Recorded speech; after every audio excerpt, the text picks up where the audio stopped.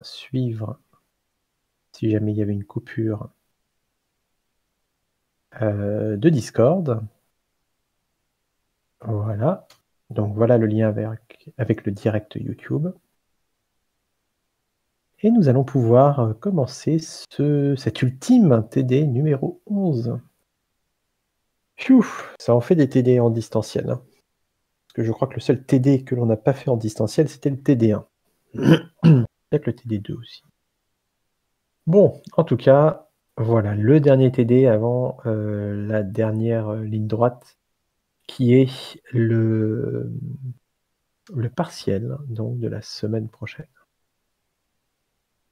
Alors, le TD numéro 11, je prépare mon petit fichier de corrigé que je m'étais préparé hier soir. Voilà. Voilà. Donc, le TD numéro 11, 3 exercices qui sont en fait somme toute assez simples. Donc, on va pouvoir, à mon avis, le terminer pendant cette heure et demie. Ça n'est pas un TD très très compliqué. Alors, je dirais que le plus compliqué, l'exercice le plus difficile, c'est le premier. Donc, vous allez pouvoir, on va commencer par le premier et on fera ensuite le deuxième, le troisième. Vous verrez, le troisième en fait est très très rapide. C'est un exercice très simple. Donc on est toujours avec le lambda calcul, hein, vous avez compris le lambda calcul jusque-là, ce que c'est, je pense. Vous savez faire des bêta réductions.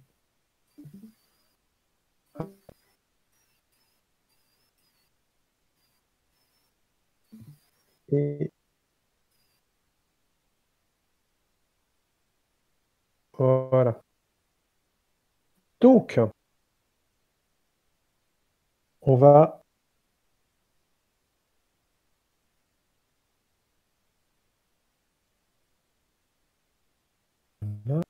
ah, il fallait pas que je fasse ça. Voilà. Le premier exercice. Alors le premier exercice, donc le plus complexe, hein, c'est que l'on a le terme suivant, donc le lambda de terme suivant, lambda xy, yx, z, lambda xy. Et on cherche un type simple associé à ce terme. Donc on nous donne aussi les transformations usuelles en lambda calcul de séquent. Ça c'est un terme, je ne pense pas qu'il soit officiel. Voilà, je le remets ici. Les règles de calcul, mais que vous connaissez depuis hier, on les avait utilisées de façon assez intensive. On se rappelle que la règle numéro 1, c'est celle des axiomes, donc c'est celle qu'on essaye d'obtenir. La règle numéro 2, c'est la première qu'on utilise pour vider le lambda d'une expression. Et la règle numéro 3, c'est quand on a des expressions l'une à côté de l'autre pour un peu les séparer. Voilà. Alors ici, donc, on cherche un type simple. Alors déjà, il va falloir un peu réfléchir sur cette formule. Et cette formule, si on regarde bien, on a dans un premier bloc un lambda xy.yx. Donc c'est une fonction qui prend en paramètre deux entrées. La première entrée étant x et la deuxième entrée étant y. Voilà. Et on voit que cette fonction qui prend deux entrées, on lui donne en paramètre deux éléments. Donc, cette fonction, alors c'est vrai qu'on ne doit pas tout de suite la bêta réduire, sauf qu'en fait, ce serait mieux en fait de d'abord réduire l'expression et de voir le type de l'élément que l'on a réduit avant de trouver le type simple de f, puisque quand vous faites des bêta réductions, normalement le type de la fonction ne change pas avec la bêta réduction. Et par contre, il peut devenir plus simple de trouver le type. Néanmoins, ici, on nous demande de faire les choses dans l'ordre inverse, donc on va le faire dans l'ordre inverse. Et on va supposer que notre fonction, là, lambda xy,yx, ah mais la feuille est grande en fait. On va supposer que ce terme lambda xy,yx z et lambda x, on va supposer que c'est un type A.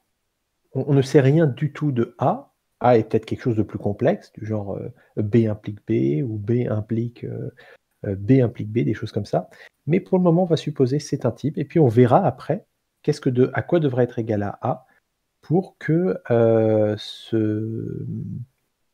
cette expression, on arrive bien à la réduire jusqu'à des axiomes, donc avec la règle numéro 1, des axiomes de nos règles de calcul.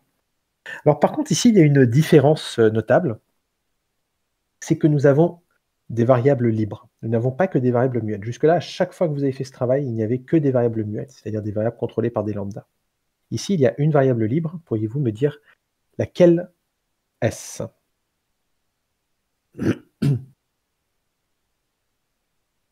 Exactement. Z est une variable libre. Alors une variable libre, en fait, il va falloir supposer son type dès le départ, puisque elle est libre. On ne va pas pouvoir inférer son type à partir d'une règle de calcul, puisque comme elle est libre, elle va pouvoir être un peu ce qu'elle veut. Donc chacune de nos variables libres, dès le départ, on va devoir supposer qu'elles ont un type, et ensuite on verra si le type qu'on leur suppose ne peut pas être ne peut pas, on peut pas faire, on doit pas, pour avoir des axiomes, faire des suppositions supplémentaires sur les types. Donc, ce que l'on doit faire dans un premier temps, c'est que chaque variable libre de notre expression, on leur attribue un type propre à chacune d'entre elles. Et ensuite, au fur et à mesure des calculs, on voit si ces types propres n'ont pas des liens entre eux que l'on va à ce moment-là établir pour arriver sur des axiomes. Donc ça veut dire qu'ici, on ne va pas commencer avec rien à gauche, on va devoir déjà supposer que z est de type, bon, on va dire grand Z, voilà. Donc chaque variable libre, on lui associera comme type le même type que le nom de la variable, mais en majuscule. Est-ce que c'est possible de devoir recommencer? Devoir recommencer quoi exactement?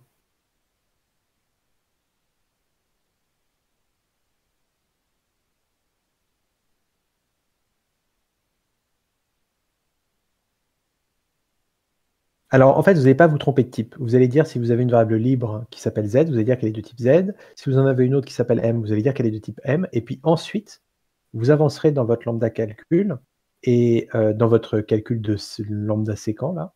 Et une fois, quand vous arrivez sur des axiomes, vous devrez peut-être faire des suppositions et dire ah ben en fait la variable M, pour avoir un axiome, il faut que M ce soit Z implique Z. Et donc vous changerez et vous direz bah, finalement elle était du type M, mais M égale Z implique Z. Donc c'est pas que vous devrez recommencer, c'est que vous devrez peut-être faire des hypothèses supplémentaires sur les types que vous aurez donnés aux variables libres pour pouvoir arriver sur des axiomes. Mais vous ne vous tromperez pas de type au départ en disant simplement que chaque variable a un type différent. Par contre, si vous dites, si vous avez deux variables libres, une Z et une, je sais pas, M, que vous dites Z est de type Z et M est aussi de type Z, là par contre, vous faites une supposition très forte, vous les liez entre elles et vous dites qu'elles ont le même type. Et vous risquez de vous tromper en faisant ça et à devoir recommencer. Donc il faut faire la supposition la plus générale. Et la plus générale, c'est de dire que chaque variable libre un type différent, possède un type différent. Et que l'expression, elle, a aussi un autre type. Voilà. Donc, on se retrouve là. Et là, en fait, on ne peut pas appliquer pour le moment la règle 2. On ne peut pas appliquer la règle 2 puisque nous n'avons pas une expression avec un lambda directement. On voit qu'on a des expressions qui se composent. Donc, il va falloir les séparer à l'aide de la règle 3. Donc, eh bien, il faut séparer les expressions. Alors, deux façons de séparer l'expression. Soit on met le lambda xy.yx seul d'un côté, soit on le met avec, z d'un côté. Alors, on va essayer de le mettre seul d'un côté. Donc, si on le met seul d'un côté, on aura toujours z de point z, thèse, et lambda xy.yx sera de type, et là, on voit, d'après notre règle 3, que dans ce cas-là, la partie gauche, on va devoir dire qu'elle est d'un type nouveau, qu'on appelle A dans la règle 3, mais ici on va l'appeler justement B. sera de type B implique A, puisque A, on l'a déjà utilisé.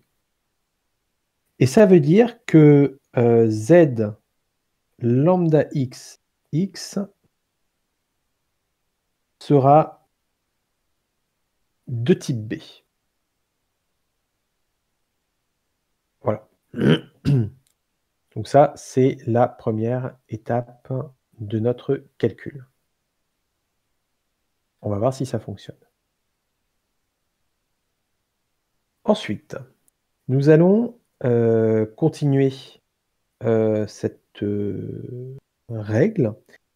Et cette règle, on va arriver ici à... OK. On va déjà s'occuper de la partie droite. Donc la partie droite, on a Z lambda X. Et ça, on va pouvoir de nouveau le séparer à l'aide de la règle numéro 3.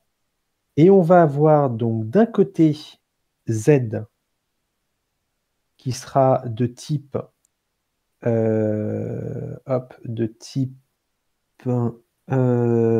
C implique B. Oh, pardon. Il faut d'abord que je mette, j'ai oublié ça, Z de point Z, thèse et tout ça. Donc, ici, je vais avoir Z de point Z, thèse, Z de nouveau, de type. Alors, de quel type? D'un type inconnu, un nouveau type. Donc, C implique notre B. Et de l'autre côté, j'aurai aussi Z de point Z, thèse. Et cette fois-ci, c'est lambda XX qui sera de type, le nouveau type, c'est-à-dire C. Alors là, on a un souci, en fait. C'est que Z, on imagine qu'il est un type simple grand Z, et on voit déjà qu'on est obligé de supposer que ce type grand Z est égal à C implique B, avec C en plus qui est inconnu. Alors c'est pas possible en fait d'avoir ça, puisque quand on dit que c'est de type grand Z, on ne fait pas normalement de supposition sur Z. Et là, on est en train de dire, bah, si Z, il faut que ce soit égal à C implique B.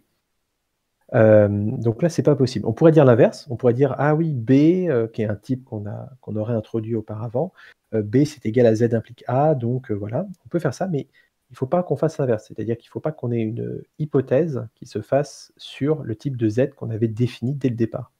Donc là, ça ne va pas, puisqu'on voit que d'un côté, on a Z qui est de type Z, et de l'autre côté, on a Z qui est de type C implique B. On va devoir supposer que le type Z, qui normalement est libre, comme la variable, eh bien, on va devoir supposer que ce type Z est en fait égal à C implique B. Donc ce type Z, il n'est plus du tout libre. Donc ça ne va pas. Le type Z, de la variable Z qui est libre, doit être libre. Il ne faut pas qu'on le fixe à quelque chose. Donc, c'est pas bon. Donc on doit recommencer parce qu'on a mal séparé les choses.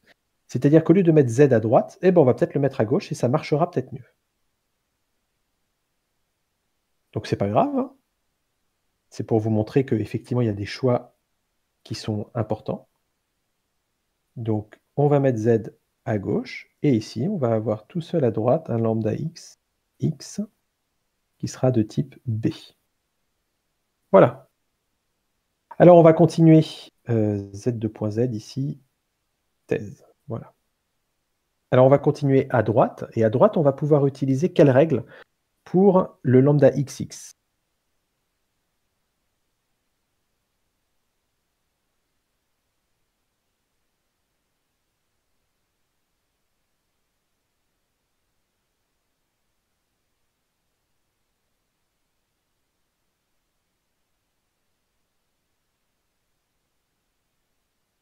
Quelle règle va-t-on utiliser pour se débarrasser du lambda x.x?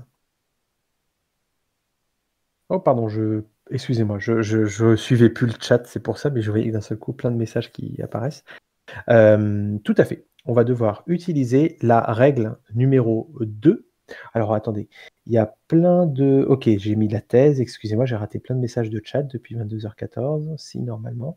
Alors Z égale C implique B, donc comme je disais, si on dit Z égale C implique B, ben on n'a pas le droit parce qu'on est en train de fixer Z à quelque chose, et c'est l'inverse. On va pouvoir fixer quelque chose, les types des variables liées, à une valeur dépendante de Z, mais pas l'inverse. Z est censé rester libre, puisque c'est le type d'une variable libre. Sinon, ça veut dire que votre Z, si c'est un C implique B, ça veut dire que Z, c'est une fonction qui prend une entrée et qui fournit une sortie. Donc ça veut dire que notre variable libre Z, elle n'est plus du tout libre, elle a un type très particulier. Donc ça n'est pas cohérent. Donc là, je suis d'accord, on va utiliser la règle numéro 2. Alors le problème de la règle numéro 2, c'est que le type à droite, ça doit être un type A implique B. Et nous, on a uniquement B. Sauf que B, encore une fois, c'est quelque chose qu'on a nous-mêmes introduit, qu'on a introduit à l'étape précédente. C'est un type donc lié, mais qu'on a nous-mêmes inventé, donc qui peut être égal à ce qu'on veut. Donc, pour que ce soit plus simple, on va dire que B, eh ben, au lieu d'être un type juste simple, ce sera un type du genre C implique D. Donc ça veut dire ici, ce n'est pas B implique A, c'est C implique D implique A. Voilà, on fait nos hypothèses au fur et à mesure, et au fur et à mesure qu'on avance dans le calcul, on voit un petit peu les hypothèses, comment il faut les modifier pour que les choses nous arrangent. Là, il faut qu'on ait 2 éléments et pas un seul. Donc au lieu d'avoir juste B, il faut qu'on ait quelque chose implique quelque chose. Donc on le fait. Et B, maintenant, on sait que ça doit être quelque chose implique quelque chose. Ça, on a le droit de le faire parce que c'est des types liés, donc c'est des choses que l'on peut forcer à un certain type. Maintenant, on va pouvoir appliquer la règle numéro 2. Et la règle numéro 2 nous dit quoi? La règle numéro 2 nous dit que le lambda, le x va partir à gauche, et le lambda x, le x du lambda va partir à gauche, et le x du point x va rester à droite. Donc on va avoir z de point z, virgule x de point c, thèse x de point d. Exactement. On voit que pour avoir ici un axiome, il faut que C soit égal à D.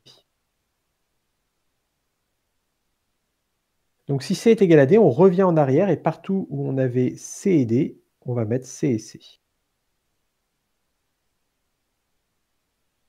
C, C et C aussi. Voilà. Et là, on a un axiome. Donc vous voyez, ce genre de calcul, c'est un petit peu différent du calcul de séquence, parce qu'on revient souvent en arrière pour corriger, comme on a fait hier, pour corriger nos hypothèses et faire en sorte, je dirais, de plier le calcul à quelque chose qui nous arrange, c'est-à-dire qui arrive vers des axiomes. Alors espérons qu'à gauche, ça se passe aussi bien. Alors à gauche, maintenant, on a toujours 2 termes, lambda xy, yx et z. Il n'y a pas 36 façons de les séparer maintenant, ceux-là. Donc on applique quelle règle pour les séparer?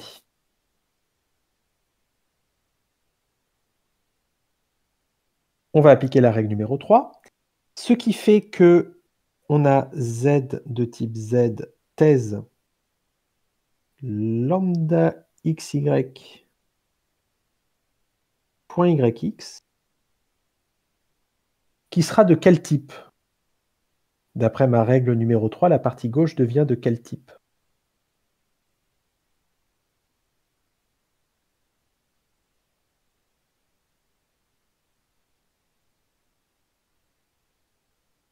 Alors, pas de type A, non. Si vous regardez la règle numéro 3, c'est pas encore exactement ça. Il y a bien un nouveau type qui va apparaître, E, qui doit impliquer, vous voyez, avant on devait avoir B à droite, donc c'est tout ça. Et maintenant on doit avoir un nouveau type, ici, donc type E. Parce que je ne peux pas utiliser le type A il est déjà utilisé, donc c'est pour dire qu'on doit introduire un nouveau type, un nouveau truc, c'est ça ce que veut dire cette règle, c'est qu'ici on introduit un truc nouveau qu'on remet ici. Et ce truc nouveau, on va le nommer, j'ai déjà utilisé D aussi, donc on va bien le nommer, ah tiens, j'aurais pas dû, on va mettre 2 points, oui, c'est le type. Donc, le truc nouveau, on va le nommer E, implique ce qu'on avait à droite, c'est-à-dire C implique C implique A. Voilà.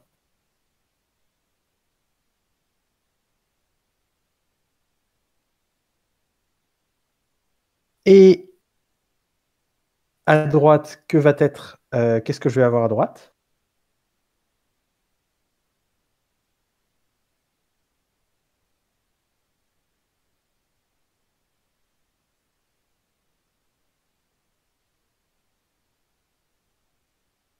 peu de place. Donc, à droite, qu'est-ce qu'on me répond? On va avoir pas Z de point A, puisque c'est pas A qu'on a choisi. C'est quoi le nom du nouveau type qu'on a introduit?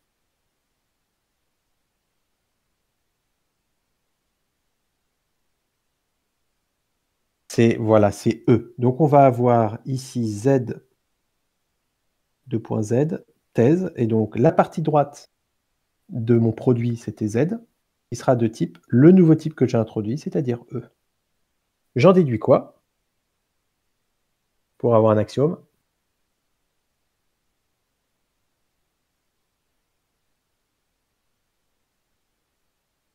Voilà, j'en déduis que E doit être égal à Z. Et c'est pas Z que je force à être égal à E, c'est l'inverse, c'est E que je force à être égal à Z. E, c'est un nouveau type que j'ai introduit, qui n'était pas là dès le départ, que j'ai introduit, et je ne sais pas à quoi il ressemble, qu'est-ce qu'il est. Donc c'est pour ça que je dis, je le nomme E, mais à tout moment, je peux le changer. Z, par contre, je ne peux pas. Donc, OK, E égale Z, qui veut dire ici, on va avoir E, et ici, pardon, on va avoir Z, et ici aussi, on va avoir Z. Voilà. Et on a terminé sur un axiome. Pour le moment, on s'en est sorti, mais on ne sait toujours pas à quoi est égal ce fameux truc A que j'ai introduit dès le départ. Mais ça va peut-être venir.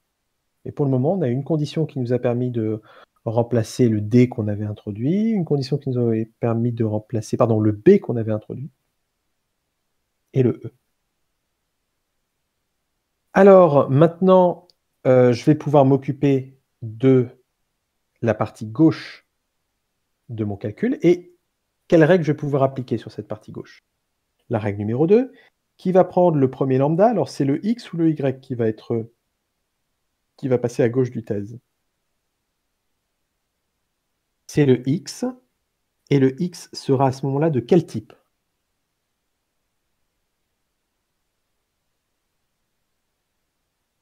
Il sera de type Z, c'est-à-dire que quand j'ai A implique B pour un lambda xt, eh ben, ça veut dire que X est de type A, et ici la partie gauche de mon application c'est Z, donc ça veut dire que X doit être de type Z, et j'en déduis que le reste de mon expression, c'est-à-dire lambda y.yx, est de type C implique C implique A.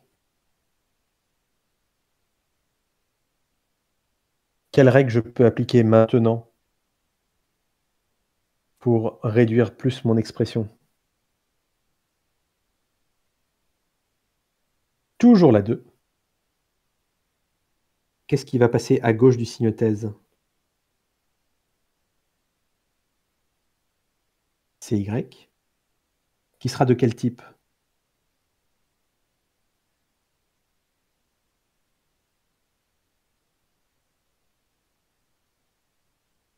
Exactement. Pas de type A, non. Encore une fois, ici, il faut, je le répète, ça, c'est la forme générique de la règle. Il faut l'adapter à la situation.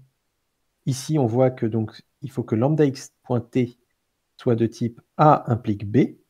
Ici, lambda y.yx, donc notre lambda x.t avec t qui est ça et x qui est ça, eh bien, il est de type, ça c'est le A de ma règle générique, et ça c'est le B. Donc après, il faut que j'adapte. Comme dans le calcul des séquents classiques. Donc j'aurai Y qui sera du type de ce que j'ai à gauche de l'application, et ça impliquera que YX sera de type A. Bon.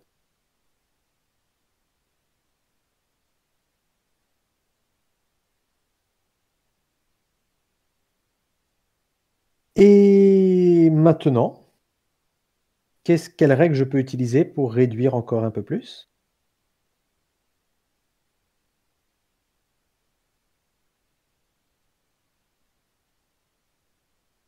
La règle numéro 3. Donc je vais avoir Y d'un côté, X de l'autre. Donc je vais agrandir un petit peu ici.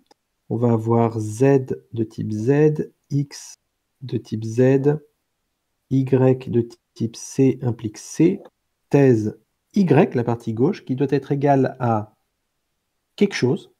inconnu que je vais appeler, donc je vais appeler f cette fois-ci, implique ce que j'ai déjà ici, donc a, et l'autre expression qui sera z de type z, x de type z, y de type c implique c, thèse, et là j'en déduis que x doit être de type f. Qu'est-ce que je vais pouvoir décider pour avoir des axiomes? Déjà que f est égal... non, ça je suis pas d'accord. J'ai pas besoin de f égale c implique c. F c'est le type de x, et pour avoir un axiome, le type de x est censé être quoi? Voilà. Donc il faut que f, pour avoir un axiome, il faut dire que f est égal à z. C'est ce que l'on fait donc. Ici on aura donc z, et ici on aura z.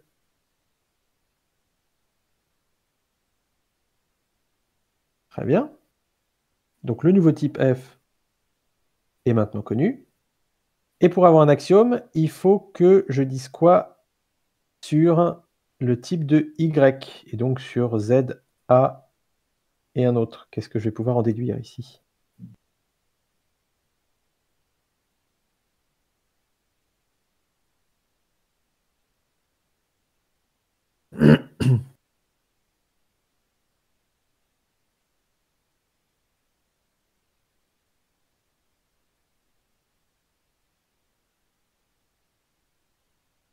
J'attends des propositions. Qu'est-ce que je vais devoir dire pour avoir un axiome à la fin, que z implique a égale c implique c. Donc ça veut dire que z est égal à quoi? Ou en plutôt, c est égal à quoi?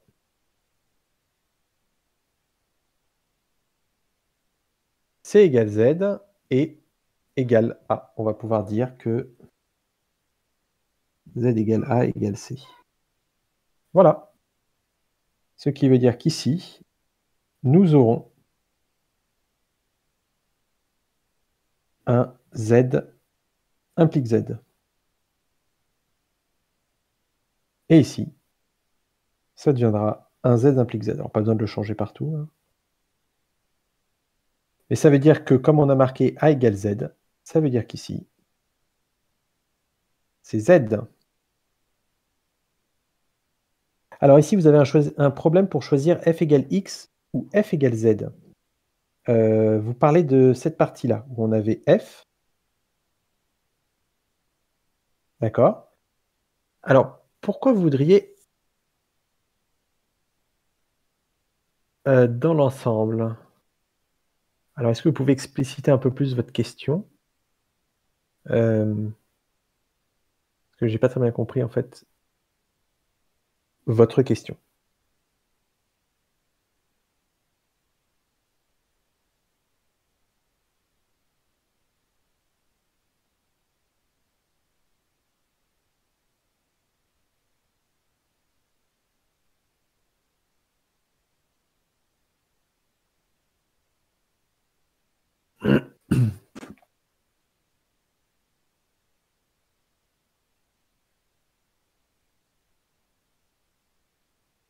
Vous pouvez aussi activer votre micro si vous voulez, il n'y a pas de souci.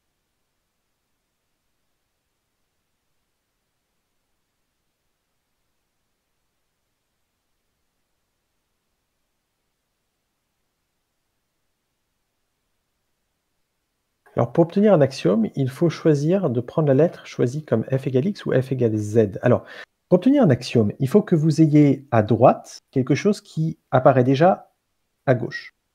Donc, x, d'accord, je crois que j'ai compris. X, on ne peut pas le changer. X, c'est une variable muette, mais elle existe vraiment. Par contre, quelque chose qu'on a inventé, c'est le type f. Lui est tout nouveau. Le type f, on l'a inventé, on l'a introduit avec une règle 3 précédemment.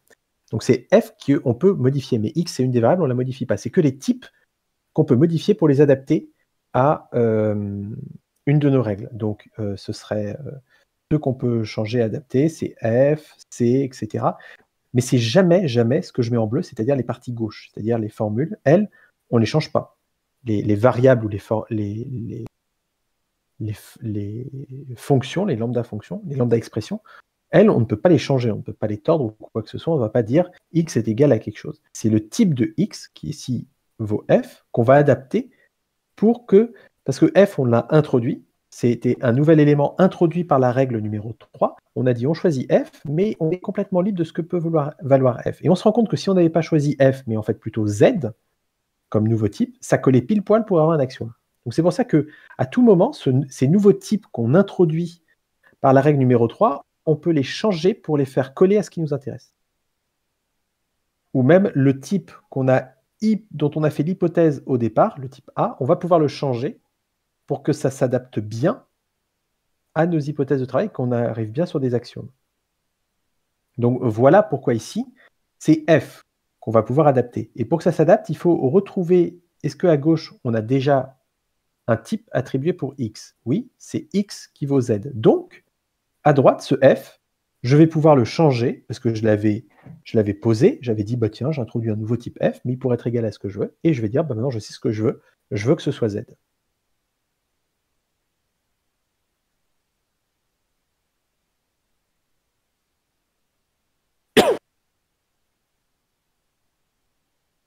Alors pourquoi x vaut z? X vaut z, alors parce qu'il est à gauche du signe thèse, et donc c'est quelque chose qu'on a fixé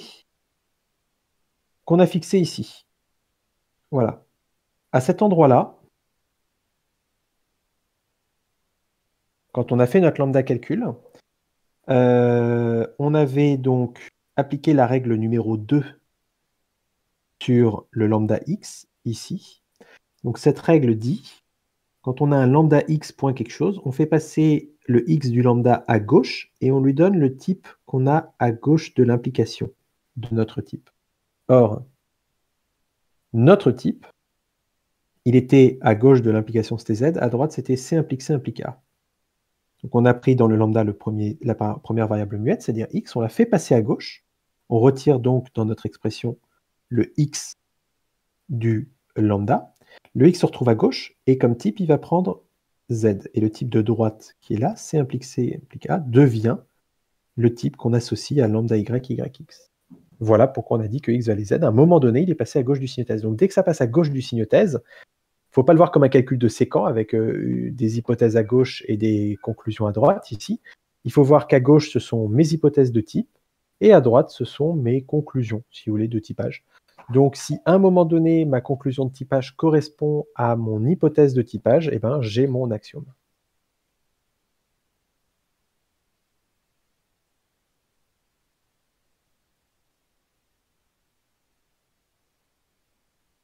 Donc c'est pour ça que quand on...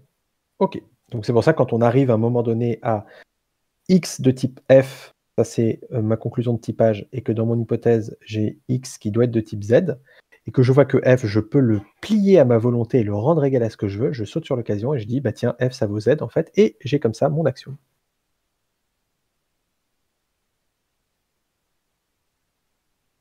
Voilà.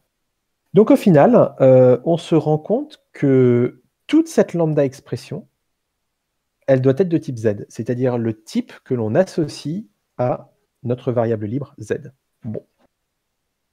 Bah, écoutez, on va voir si ça marche. Et pour savoir si ça marche, bon, on va réduire l'expression pour voir comment elle se simplifie. Et on va voir si sa simplification a du sens avec ce type. Dans l'examen, oui, allez-y. Non. Ah oui, c'est une très bonne remarque et j'allais en parler. Non, vous n'effacez pas à chaque fois. Par contre, vous notez en rouge ou en couleur quelque part, au-dessus de vos axiomes, comme j'ai fait, les égalités de vos types. À un moment donné, quand vous voyez que vous avez beaucoup de types que vous avez introduits et que vous pouvez faire des simplifications, faites-les. Donc, pensez peut-être à effacer.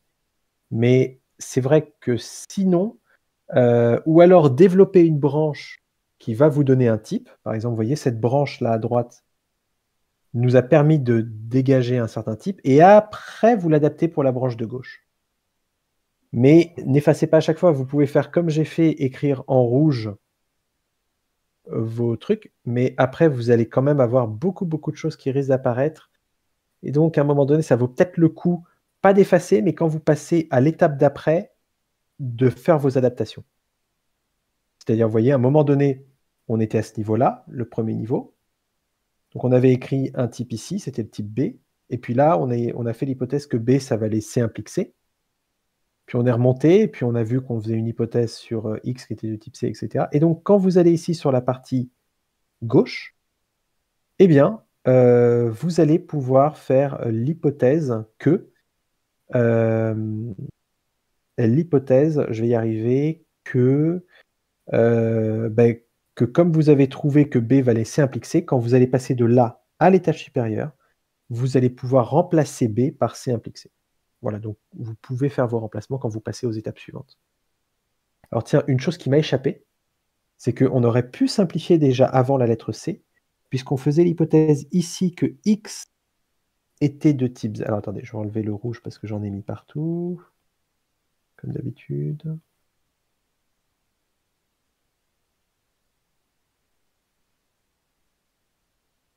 Voilà, c'est déjà mieux. Là, j'en remets le type Z. Ouais, pas grave. Ici, on avait fait l'hypothèse que X était de type Z, et ici, on en est arrivé à l'hypothèse que X devait être de type C. Et donc là, j'ai pas fait attention, mais j'aurais dû à ce moment-là déjà dire que C devait être égal à Z et faire ensuite mon remplacement pour avoir directement Z. Voilà. Mais en tout cas, on voit que finalement, malgré le fait qu'on n'a pas utilisé ça, eh ben, on est retombé sur nos pattes puisque on est arrivé à la même conclusion que C était égal à F, était égal à A, était égal à Z. Donc, tout ça, c'est assez cohérent. Et effectivement, si vous arrivez à quelque chose de pas du tout cohérent entre deux branches, il faut vraiment s'interroger sur est-ce que vous avez bien fait le calcul. Normalement, ça ne va pas trop arriver, ça. Bon, alors, Z et lambda XX. Et lambda XYYX.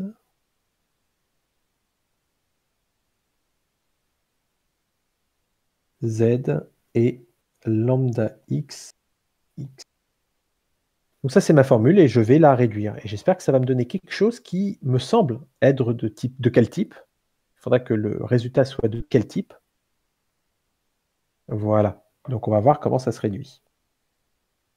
Donc, quel est le premier lambda que je vais pouvoir simplifier ici? Quel est le premier lambda qui peut manger?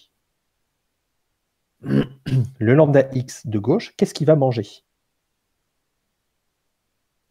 Il va manger z, donc ça veut dire que dans mon expression, le lambda xy, le x disparaît, ça devient juste y, et je remplace tous les x par z. Voilà. J'ai fait mon remplacement, et là j'ai lambda xx. Maintenant, quel est le lambda qui va manger? C'est y. Donc, je retire le lambda y, donc là, tous les lambdas disparaissent, et je réécris mon expression yz, mais en remplaçant tous les y par lambda xx, entre parenthèses.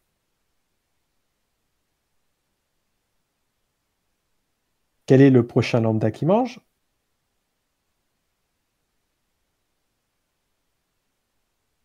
Voilà, x par z, et c'est la fonction identité tout à fait qui donne z, donc là j'ai z, et z est de quel type? Il est grand Z, et c'est cohérent avec le typage de la fonction, et on est content de l'expression. Bon, ben là, c'est complètement cohérent. On voit qu'en réduisant, on trouve bien quelque chose qui correspond au type qu'on voulait.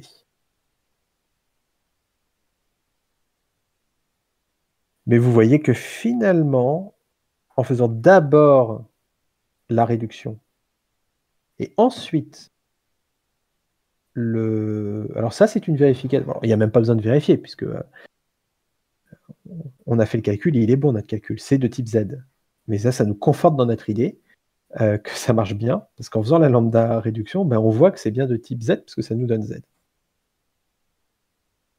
Alors, de plus, ce qui aurait été mieux, en fait, c'est de faire d'abord cette lambda réduction, de trouver le type qu'on obtient, et ensuite, ce type, quand on voit Z apparaître, ben, on aurait pu tout de suite l'inférer, faire cette hypothèse pour le type de notre lambda expression, et prouver que ça marchait bien. Voilà, ça nous aurait évité de galérer à chaque fois en disant: «Ah bon, ben, A égale B égale Z». Voilà, dès le départ, on serait parti avec une bonne hypothèse et on aurait pu tourner les choses comme on le souhaitait.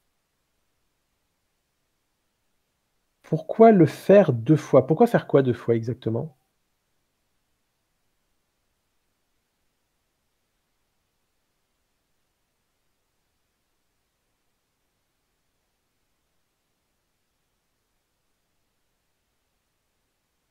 La lambda réduction, la bêta réduction?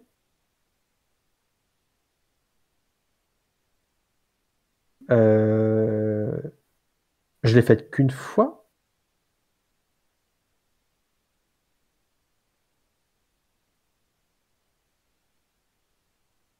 Enfin, j'ai fait un calcul de bêta réduction.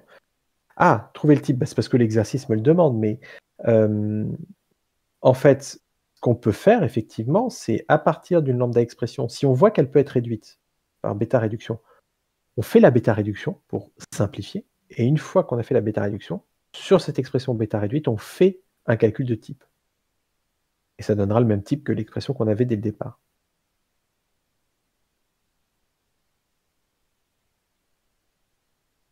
Mais, là, on voulait vous faire l'exercice d'abord pour que vous voyez un petit peu comment vous manipulez les typages et cetera dans vos calculs de séquents, vos lambda séquents là, voilà.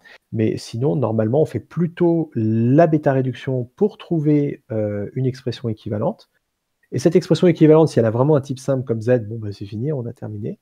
Mais on peut vouloir insister et bien prouver le type, en faisant ce genre de calcul, mais en faisant l'hypothèse dès le départ que notre, expression est de type Z. Voilà, mais c'est juste pour vous montrer que c'est cohérent et que vous devez retomber sur vos pattes.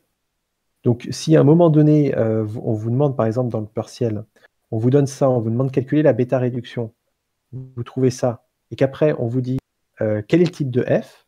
Avec ça qui est f en fait, bah, vous lancez pas dans un calcul comme ça. Vous voyez ça, vous dites: «Bon, bah, f est de type z» parce que ça se réduit à z et z c'est une variable libre. Voilà. Par contre, si après on vous dit: «Prouvez avec un calcul de séquent et ces règles-là le type de f», vous commencez tout de suite par faire l'hypothèse que c'est de type f et pas de type A et pour découvrir ensuite que A égale z. Ah oui, si on vous demande de donner simplement le type, vous faites une lambda réduction. Mais après, il y a des chances que la lambda réduction, elle va peut-être pas converger directement sur un truc simple. Des fois, elle peut au contraire agrandir votre formule et la rendre plus complexe. Ou terminer sur un truc un peu plus court, mais sur ce truc plus court, il va quand même falloir faire un calcul de lambda séquent parce que vous n'êtes pas encore, sûr du type. Ça vous convergez pas vers une variable, libre.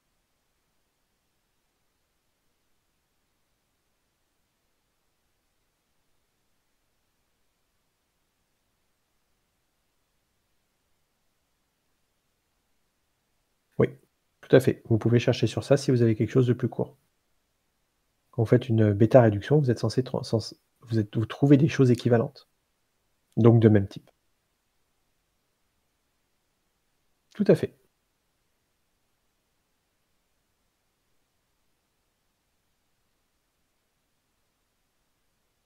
Voilà l'intérêt, hein, du typage et des bêta réductions. Tout ça, c'est assez lié. Alors, maintenant, on peut passer à l'exercice numéro 2, à moins que vous ayez encore des questions, à moins que vous ayez plus de questions, pardon. Plus de questions sur cet exercice 1, eh bien, nous pouvons passer à l'exercice 2 dans ce cas-là. Alors, l'exercice 2, plutôt simple, hein. Alors, le premier exercice, c'est l'exercice 1. On nous demande de montrer que le terme ZZ, c'est un opérateur de point fixe. C'est-à-dire que ZZT, c'est équivalent par bêta réduction à T de ZZT. Donc équivalent en bêta réduction, c'est-à-dire qu'en faisant des bêta réductions, on peut aller de gauche à droite ou de droite à gauche. Mais des fois, on ne sait pas dans quel sens il faut aller. Bon, ici, c'est facile, il faut partir du terme de gauche et essayer de bêta réduire au terme de droite. Bon, quand vous avez ce genre de travail, ce que je vous conseille, c'est de ne pas exprimer tout sous forme de, heu, lambda calcul. Quand vous avez ZZT, vous allez commencer par exprimer le premier Z sous forme de lambda calcul Mais le deuxième Z, donc ça c'est le premier Z, mais le deuxième Z, vous le gardez tel quel. Après, si on a besoin, on développera ce deuxième Z. Donc, ça, quel est le lambda qui va manger et quelle est la variable muette qui se retrouve à manger quelque chose et qu'est-ce qu'elle mange? Donc X, et elle mange quoi? Elle mange justement Z, tout à fait. Donc on va terminer sur lambda G, point G de, et au lieu d'avoir X, j'aurai Z, le deuxième X, j'aurai Z, et le G, j'aurai G toujours.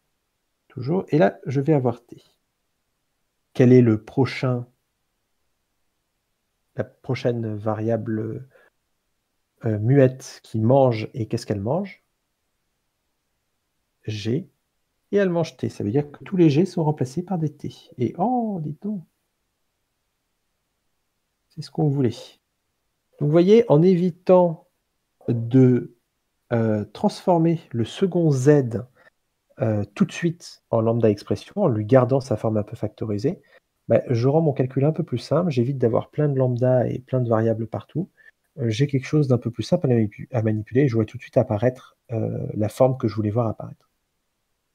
Et voilà, c'est la fin de la question 1. On peut passer à la question 2. Alors, on nous donne un nouveau terme, le terme G, et on veut montrer que ZZ se bêta réduit en G de ZZ. Alors, ici,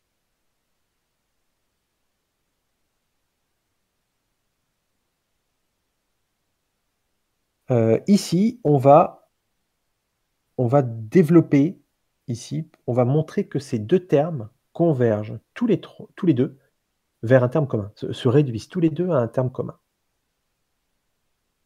On peut réexpliquer la question 1. Oui. La question 1, c'était qu'il fallait montrer que ZZ, avec le terme Z qui était là, que c'était un opérateur de point fixe. C'est-à-dire qu'il fallait, on me dit, pardon, il fallait montrer ça, avec Z qui est égal à ça. Donc je voulais avoir ça.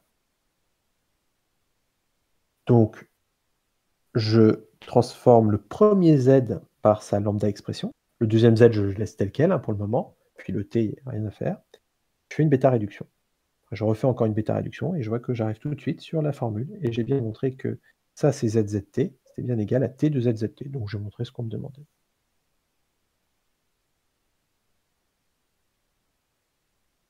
C'est clair ou il y a encore des questions? Je vous en prie. Alors cette technique, de ne pas tout de suite se précipiter sur développer les lambda expressions et garder leur forme factorisée le plus longtemps possible, vous allez voir que ça va être aussi utile dans l'exercice 3. Alors là, on a le 2A et ici on va utiliser autre chose c'est la stratégie, moi j'appelle ça la confluence. Ça veut dire que vous avez deux termes, ZZ et GZZ, vous voulez montrer quand elles se bêta réduisent, elles arrivent sur la même forme. C'est-à-dire qu'on ne va pas pouvoir montrer, vous voyez, vous avez ZZ et GZZ. Si vous réduisez par bêta réduction ZZ, vous n'allez pas arriver à GZZ. Inversement, si vous essayez de réduire GZZ par bêta réduction, vous n'allez pas arriver à ZZ. Par contre, en les bêta réduisant, tous les deux, vous allez arriver à un même terme commun. Et c'est une autre façon de montrer que deux formules sont égales par bêta réduction. Et là, c'est la stratégie qu'il va falloir adapter. Montrer qu'il y a un descendant commun par bêta réduction. Donc c'est ce que l'on va faire. Alors on va calculer ZZ. Donc ZZ, alors ZZ, ça se bêta réduit, alors c'est égal, pardon. Je développe le premier Z, lambda xg.g de xxg de lambda xg. Alors je vais faire tout de suite mes alpha conversions. YH.h de YYH. Voilà. Non, pardon. Oh, qu'est-ce que je fais? Je vous dis de ne pas faire ça, et moi je fais l'inverse. Ici, il faut que je garde Z. Ce sera plus simple, parce que j'ai pas besoin de développer l'autre. Donc je fais ma bêta réduction. Ma bêta réduction, quel est le premier terme qui mange? Quelle est la variable muette qui va manger et qu'est-ce qu'elle mange? Voilà, x mange z, donc on a un lambda g maintenant, point g, et x se retrouve remplacé par z. Voilà. On obtient ça, et là, plus grand-chose. Plus grand-chose à faire. Bon. Alors maintenant, je vais m'occuper de g de zzz. G de zz. G de zz, alors faites bien attention aux parenthèses, c'est lambda yf, fyf,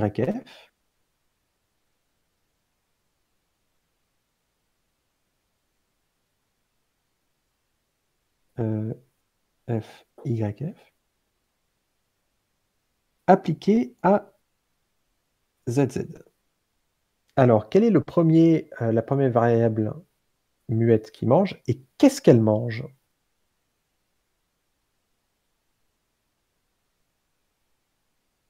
Exactement. Y mange zz, puisque ça, c'est pas du tout la même chose que lambda yf point fyf de zz sans parenthèse. S'il n'y avait pas de parenthèse, le premier y il mangerait z, le deuxième, le f, il mangerait l'autre z. Mais là, en fait, à cause des parenthèses, c'est bien zz qu'on communique à y. Donc on va terminer avec un lambda f point f de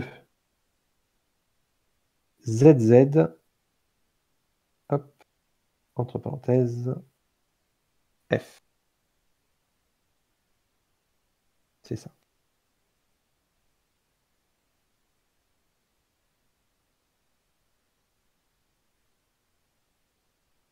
Alors, ici, hop, je vois qu'il y a des questions, j'attends.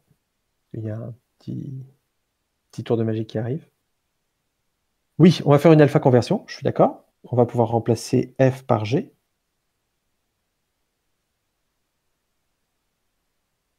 Voilà, et on a presque la même chose qu'avant. Mais il y a un petit détail qui cloche. Quel est le détail qui cloche?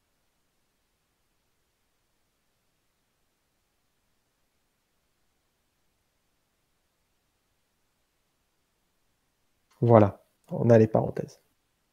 Non, le dernier g, il est toujours bon. Non, c'est correct. Ça, par contre, c'est OK. Par contre, ce qui ne va pas, donc là, j'ai des parenthèses ici. Hop, ici, il faut que je mette alpha, et ici, il faut que je mette bêta.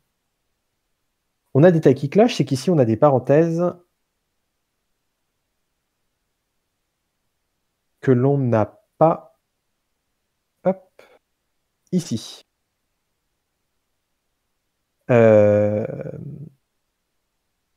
Alors, en fait, ces parenthèses, on aurait pu ne pas les transmettre. Puisque si on a mis des parenthèses, c'est pour expliquer que ça mangeait ZZ.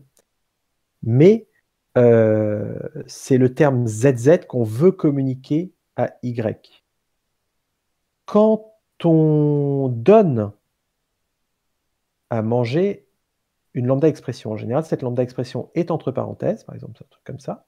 Quand on donne à manger une lambda expression à une variable muette, c'est la lambda expression qui vient remplacer la variable muette, mais on garde les parenthèses parce que la lambda expression est une expression, il faut qu'elle soit entre parenthèses pour pouvoir manger des choses après la parenthèse. Ici, c'est des lambda expressions, mais qu'on a mis, qui ont déjà des parenthèses, mais qu'on a remis entre parenthèses pour bien spécifier que c'était tout ça qui était mangé par le Y. Donc au final, les parenthèses, elles ne devaient pas suivre avec ça, elles devaient rester de côté. C'était juste là pour nous spécifier que c'était l'intégralité de ZZ qu'on donnait à manger. Si on ne les avait pas mises, c'était que le premier Z qu'on donnait à manger. Donc, de toute façon, ces parenthèses que j'ai mis, sur lesquelles j'ai mis une flèche, on peut les considérer comme superflues. Puisqu'une parenthèse ne sert à quelque chose que quand il y a une lambda expression juste devant, pour spécifier que c'est bien le terme en entier qu'on donne à cette lambda expression. Or ici, il n'y a rien juste devant ZZ. Il y aurait eu quelque chose, ça aurait pu faire une différence. Mais là, il n'y a rien. Il y aurait eu un F là. Ah oui, là, ça a changé. Ça voulait dire que F consommait l'intégralité de ZZ. Mais là, il n'y a rien. Donc on peut les supprimer, ce sont des parenthèses inutiles. Puisqu'elles n'ont pas une lambda expression juste devant elles.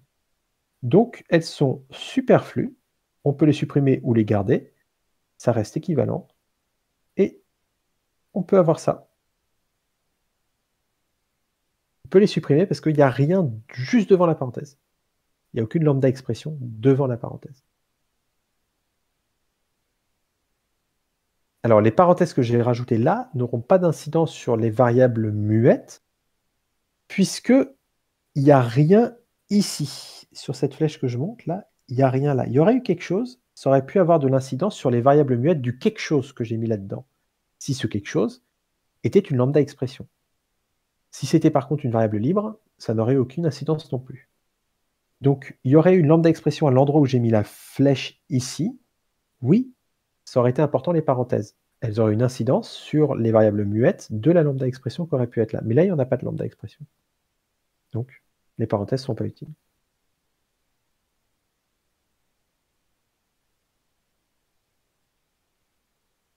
Voilà, donc on a montré que ZZ et GZZ, ça va. Maintenant, la question 2b, c'est montrer qu'un terme quelconque M est un opérateur de point fixe si et seulement si M est équivalent par bêta réduction à GM. Donc ça, c'est le 2b. On va montrer que M, opérateur de point fixe, est équivalent à M égale par bêta réduction à GM. C'est ça, avec G qui est le terme qu'on a précédemment défini. Alors, pour s'en sortir, eh ben, on va d'abord traduire ce que veut dire M opérateur de point fixe. M est un opérateur de point fixe si MT est égal à TMT. Donc, MT, ça c'est la définition d'un opérateur de point fixe, est équivalent par bêta réduction à TMT.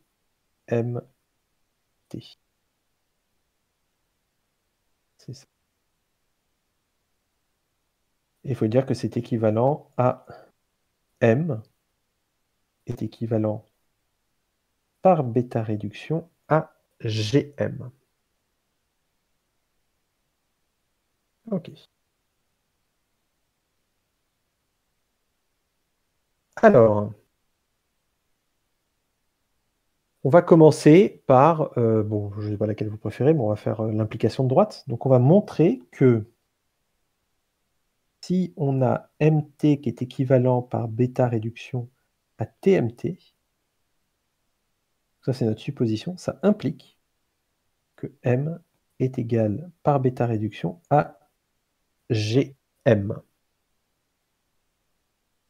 Alors, pour montrer que M est équivalent par bêta réduction à GM, c'est un petit peu compliqué parce que le terme M, on ne peut rien lui faire là pour le moment.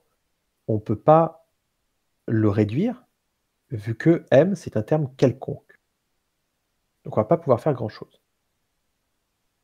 GM, par contre, on peut lui faire quelque chose. Donc, on va commencer par GM. Vous voyez, si on commençait par M, on ne ferait rien sur M, puisque M, c'est un opérateur qu'on ne connaît pas, un opérateur quelconque, qui suit simplement nos hypothèses, qui est donc un opérateur de point fixe. Ce que l'on va pouvoir regarder, c'est GM. Mais si je regarde bien, je vais devoir à un moment donné utiliser mon hypothèse que MT égale TMT. Or, le problème, c'est que là, j'ai aucune variable, ce genre de variable libre T. J'en ai pas là-dedans. Mais en fait, dire que M est égal à GM par bêta réduction, c'est la même chose que de dire que finalement, MT est égal à GMT. C'est-à-dire que si j'applique dessus une variable libre T, ça me donne la même chose, MT et GMT. C'est équivalent. Et c'est plutôt cette vision de l'égalité à droite où je rajoute une variable libre t que je vais utiliser. Donc c'est normal, hein, si a égale b, enfin si la fonction a est égale à la fonction b, ça veut dire que a de x égale b de x. C'est équivalent. Pour tout x, a de x égale b de x. C'est exactement ce que je suis en train d'expliquer là. T est une variable libre, donc pas de valeur particulière. Pour toutes les valeurs de t, ben, m de t est égal à gmt. Donc je vais plutôt partir de là. Encore une fois, m, je ne le connais pas. C'est plutôt g que je connais. Donc si je vais faire une bêta-réduction, c'est plutôt gmt avec lequel je vais pouvoir travailler. mt, je ne vais pas pouvoir travailler grand-chose. Donc, je commence avec gmt. Et g, je peux remplacer par son expression. G, c'est lambda yf, fyf.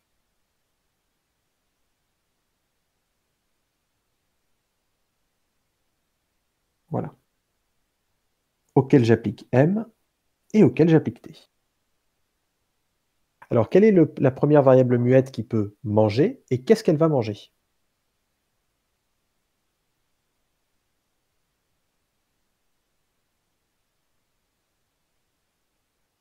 C'est y qui mange m. Ça va donc devenir un lambda f point f de mf. Je remets les parenthèses et cette fois-ci j'ai t. Bon, pas mal. On peut continuer les bêta-réductions.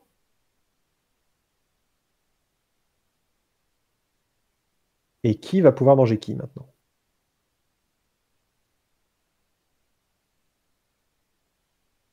Voilà, f mange t, ce qui nous fait un t mt. Et est-ce que je peux... Qu'est-ce que je peux faire avec t mt?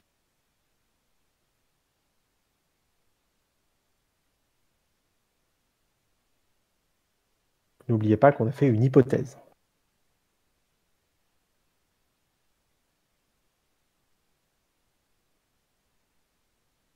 Voilà.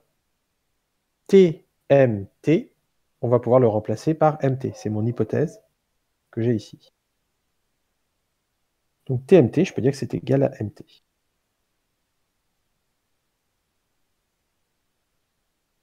Et là, donc j'ai réussi à montrer que pour tout t, gmt est égal à mt, donc gm est égal à m, par bêta réduction.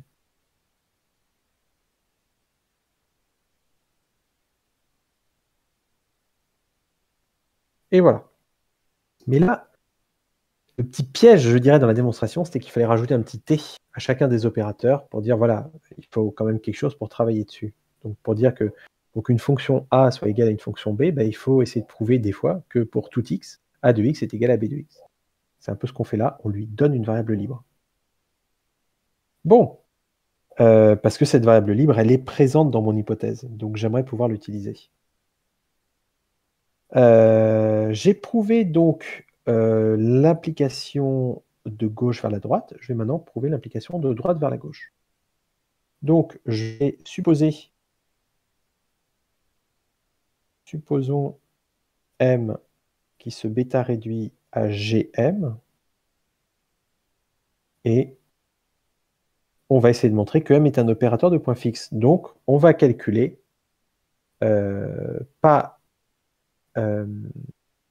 on va calculer MT.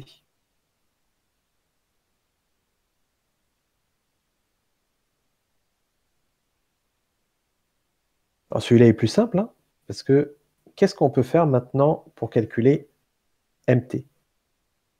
Alors, ça se présente mal parce que M, on ne le connaît pas, donc on ne peut absolument pas réduire cette bêta-expression. Mais est-ce qu'il y a quelque chose qui va nous permettre de faire évoluer ce terme M? Exactement, parce qu'on a supposé que M valait GM. Donc MT est égal à GMT par supposition.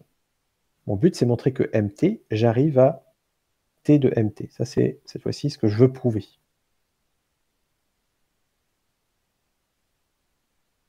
G, c'est lambda yf point f de yf, de mémoire. C'est bien ça.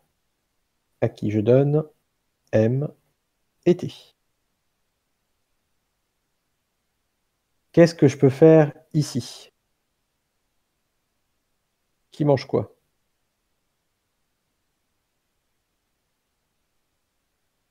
Y mange M, ça nous fait un lambda F, point F de MF. Et maintenant, qui mange quoi? F mange T, ce qui nous fait un T de MT. Et oh, surprise, c'est ce que je voulais montrer. Je voulais montrer que MT était égal à TMT, qui est en fait la définition de l'opérateur de point fixe. Donc voilà.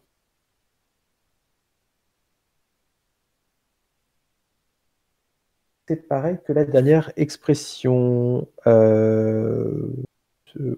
très bien compris la question.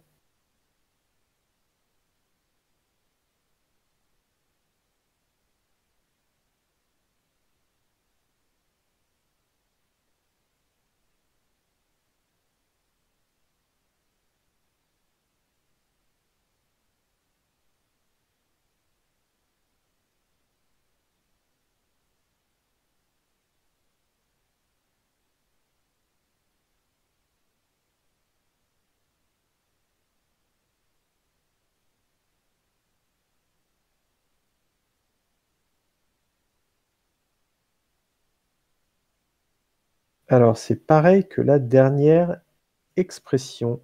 C'est quoi la dernière expression? Bon, bah, si. C'est quoi la dernière expression, en fait? Parce que là, en fait, j'ai commencé par supposer que ça, c'était vrai. J'en ai déduit que c'était un opérateur de point fixe. Et sinon, sur l'autre, j'ai supposé que c'était un opérateur de point fixe et j'en ai déduit que ça, c'était vrai. Donc, j'ai fait mon équivalence. Donc, j'ai une nouvelle définition des opérateurs de point fixe. J'ai maintenant... Ah, d'accord, la démonstration que j'ai fait tout à l'heure.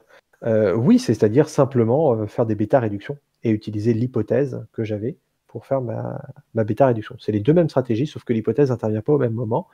Dans la deuxième démonstration, l'hypothèse, j'utilise dès le départ. Dans la première démonstration, l'hypothèse, j'utilise plutôt vers la fin. Et surtout, il faut que je modifie mon M égale GM en MT égale GMT. C'est ça le petit truc. Donc ça veut dire que là, j'ai une nouvelle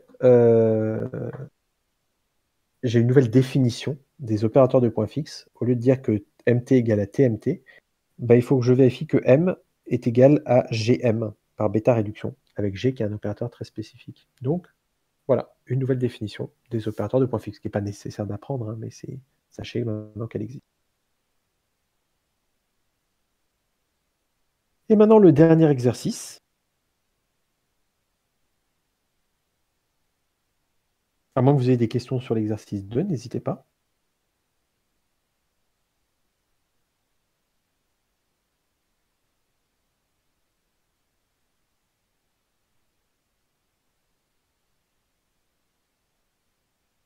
Et alors, pas de questions sur l'exercice 2. Et dernier exercice,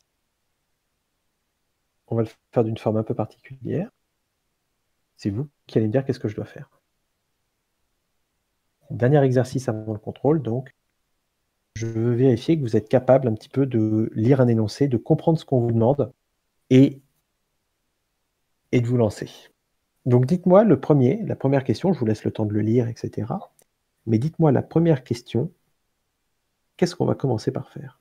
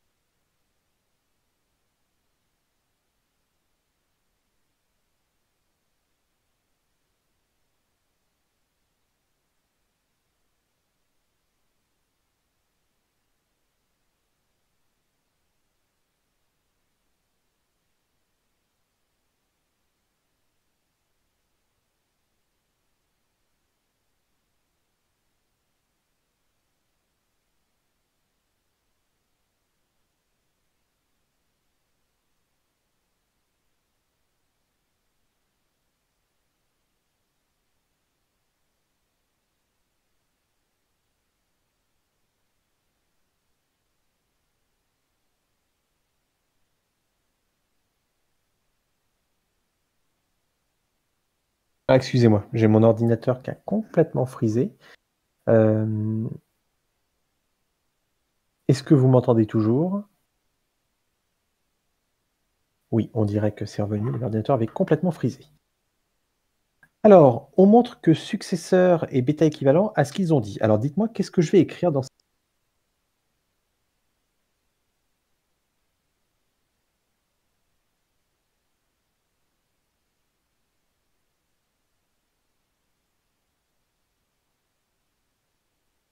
Si vous voulez prendre la parole, il n'y a pas de souci.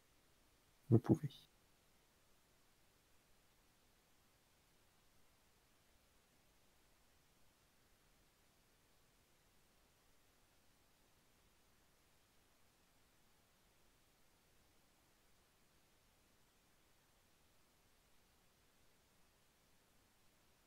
Tout à fait.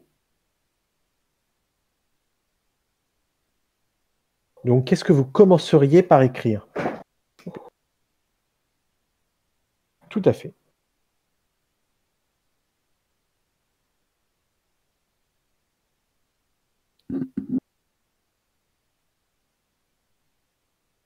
Vous commenceriez par écrire quoi? Vous pouvez tous tenter, hein, tous vous y mettre et tous proposer quelque chose.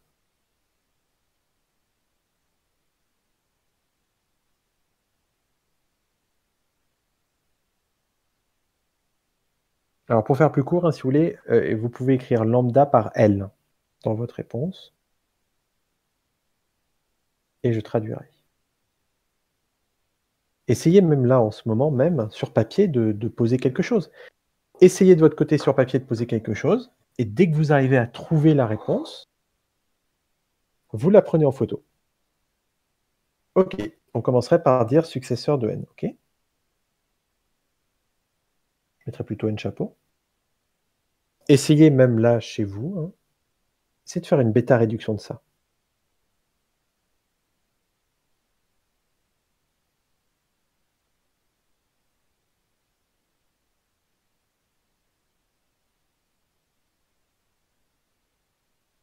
Comme je vous ai dit tout à l'heure, si vous essayez de faire une bêta de réduction de ça, réfléchissez là dans successeur n chapeau, lequel de ces termes il va falloir, hem,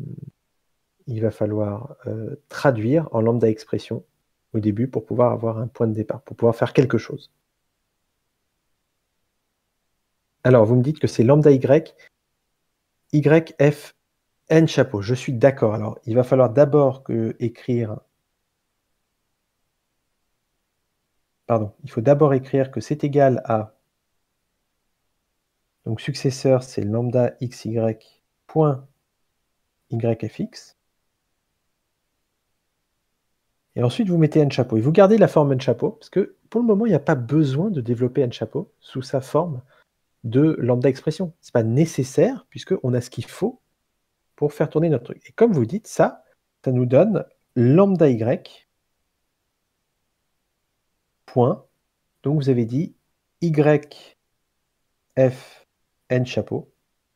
Je suis d'accord. Pourquoi cette expression? Bah, parce que c'est la définition qu'on m'a donnée de successeur.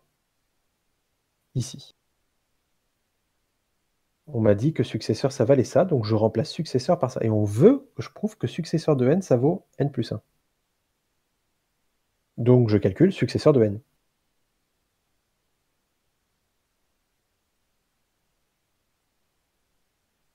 Et, et maintenant, qu'est-ce que je fais?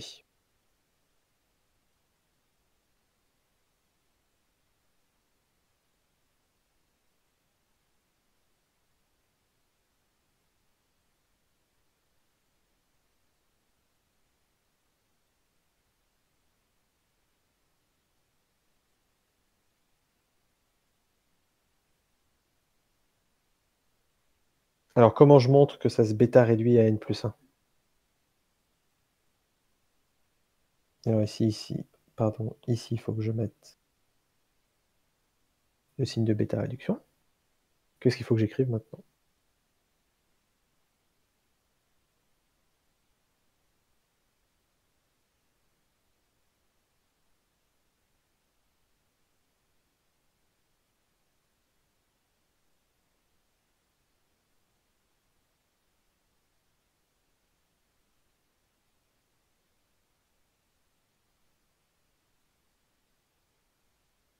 Non, puisqu'on n'a pas la définition du plus.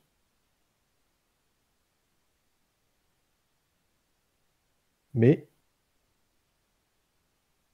est-ce qu'on n'a pas terminé notre démonstration? Je pense que là, vous essayez de chercher compliqué. Il y a pas de piège, hein. On l'a quasiment terminé, il faut juste que j'écrive quelque chose. Pour terminer ma démonstration, pour dire que j'ai fini mon exercice, il faut que j'écrive quelque chose encore. Parce que là, j'ai pas encore répondu à ce qu'on me demandait.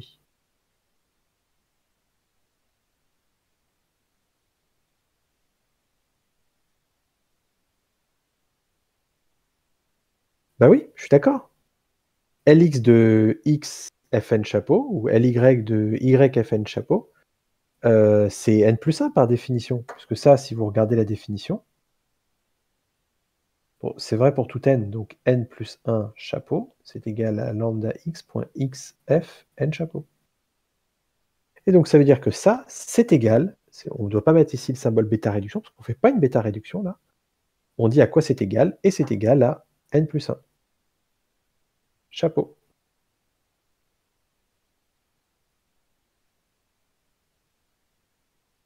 Fin de l'exercice, et on passe au 2. Vous voyez, c'est pas compliqué.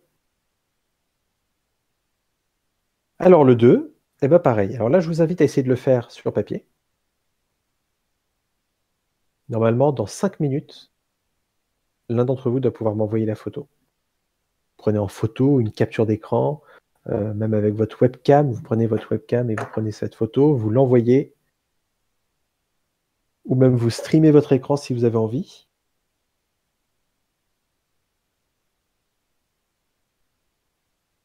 Mais je veux voir au moins une bêta réduction écrite par vos soins.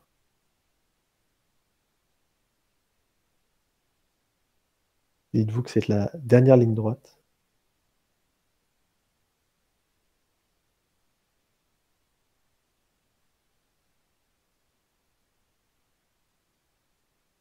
Alors ici, pour la question 2, il faut montrer que prédécesseur de n, c'est n-1. Je suis d'accord, ce sera nf. Ah, vous voulez pas écrire sur le papier. Vous êtes terrible. Ok, ok, ok. Vous avez le droit aussi d'écrire sur le chat, ça me va. C'est égal à lambda x point xf appliqué à n chapeau. Ok, et c'est égal à n chapeau f, ça me va. Et après, n-1 égale n, mais n-1, c'est n-2. Alors là, j'ai pas encore terminé mon truc. J'en suis à prédécesseur de n qui est égal à ça et qui se bêta réduit, pardon, j'aurais pas dû mettre un égal, se bêta réduit à là. Est-ce que je peux encore bêta réduire cette expression?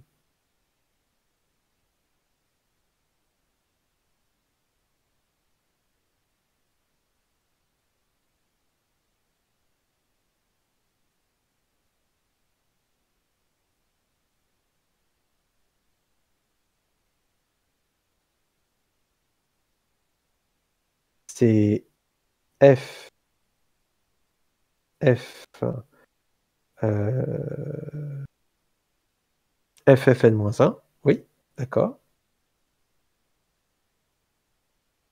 ok, ça me va. Oups. Ok, donc ça c'est égal à, si je remplace n par son expression, lambda x.xf n-1 chapeau, que j'applique f, et ensuite, comme vous m'avez dit, ça fait f, f, n-1 chapeau. Est-ce que je peux bêta réduire cette expression?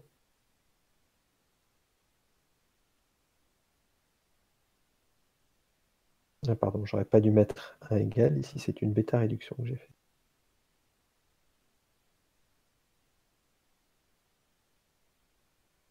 Oh si! Eh ben oui, on a f. F, on le connaît. C'est la variable faux qu'on m'a donnée. Ça, f. Ah bah oui, si, c'est pas n'importe quoi le f. Il est super important, c'est le faux. Donc c'est lambda xy, y. C'est, vous voyez, là, c'est d'ailleurs ça, un truc à connaître, hein. Le vrai, c'est lambda xy, x, et le faux, c'est lambda xy, y. En gros, le vrai, il prend 2 paramètres et il garde le premier. Le faux, il prend 2 paramètres et il garde le deuxième. Alors, c'est lambda xy, y.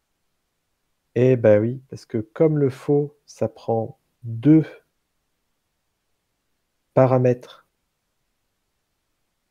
et que ça conserve que le deuxième, ça va faire n-1 chapeau, effectivement, puisque la première bêta réduction que je vais faire, le x, ça va manger le f et il n'apparaît nulle part dans l'expression. J'aurai donc un lambda y, n-1 chapeau, et ça, c'est l'identité. Et ça me donne n-1 chapeau. Et voilà, c'est la fin de ce TD.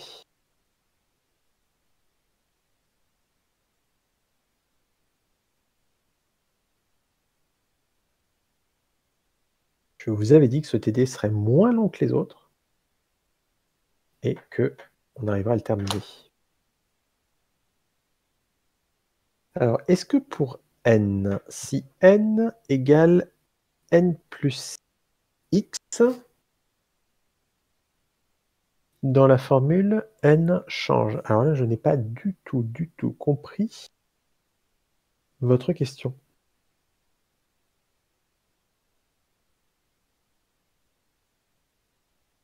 J'ai pas compris si n égale n plus x, parce que si on est en lambda expression, je sais pas ce que c'est que le symbole plus.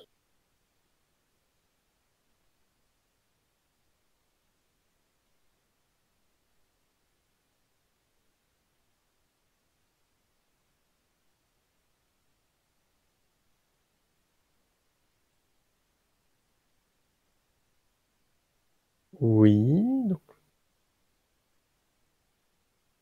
si vous voulez prendre la parole, vous pouvez appuyer sur le micro. Le n, dans la question, le n, on l'a changé. Ah! D'accord. Oui, tout à fait. Vous avez le droit, comme vous connaissez l'expression générique de n, vous connaîtrez l'expression de n+1. C'est en fait une définition par récurrence qui fait. Il vous a défini le 0, le 1, le n, comme ça vous définissez le 2, le 3, le 4, le 5, vous définissez tous les nombres. Donc le n+1, on a le droit de le définir en suivant le modèle qu'on nous donne et en voyant que c'est lambda x.xf de n chapeau. Parce que vous voyez, le 1, c'est la même définition, c'est lambda x.xf de 0. Il n'y a que le 0, le point de départ, qui est lui un peu spécial, c'est lambda x.xvv. Mais sinon, les autres, on peut faire ça. Tout à fait. On avait l'expression de n chapeau, on en pouvait en déduire l'expression de n-1 chapeau et n+1 chapeau en faisant une substitution. Alors, si n vaut n plus 2, c'est-à-dire si je veux exprimer n plus 2 en lambda expression, c'est lambda x.xf de n plus 1. Oui. Mais pour trouver ce que c'est que n plus 2, bah, il me faut l'expression de n plus 1. Pour trouver l'expression de n plus 1, il me faut l'expression de n. Pour trouver l'expression de n, il me faut l'expression de n-1. Et tout ça, il faut que je trouve l'expression de 0. Oui, ne serait-ce que pour avoir l'expression de 1, bah, vous en avez une, l'expression de 1, mais elle dépend de l'expression de 0. Elle n'est pas satisfaisante. Normalement, l'expression de 1, c'est lambda x.xf